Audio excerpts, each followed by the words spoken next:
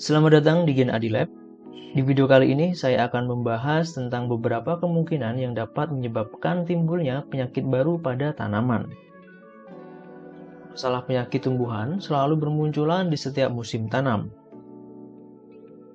Nah, sering timbul pertanyaan juga, mengapa sekarang terdapat lebih banyak penyakit pada saat kita menanam tanaman daripada waktu yang lain? Nah, beberapa kemungkinan timbulnya penyakit-penyakit baru adalah sebagai berikut. Yang pertama, yaitu ada penyebaran yang lebih meluas dari suatu penyakit lama. Semakin maju dan luasnya aktivitas perdagangan dan pengangkutan bahan-bahan tanaman, memungkinkan pemasukan penyakit dari daerah lain melalui bahan-bahan tanaman tersebut.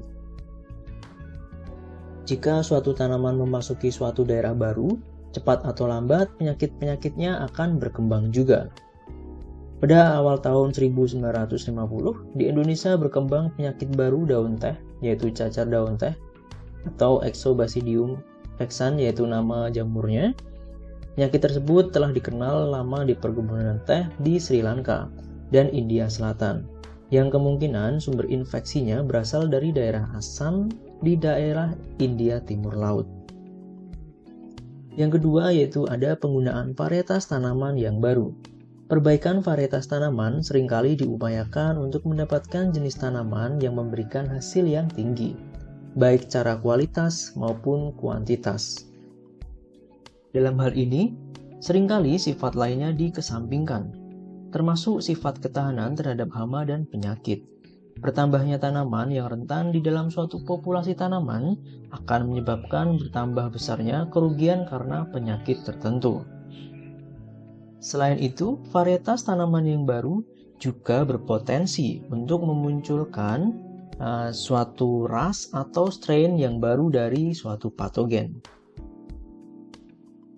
Selanjutnya, yang ketiga, ada perubahan cara bercocok tanam. Intensifikasi pertanian merupakan suatu upaya untuk mencukupi kebutuhan makanan penduduk. Penanaman secara intensif mencakup antara lain penanaman suatu jenis tanaman pada hamparan yang luas, yaitu monokultur.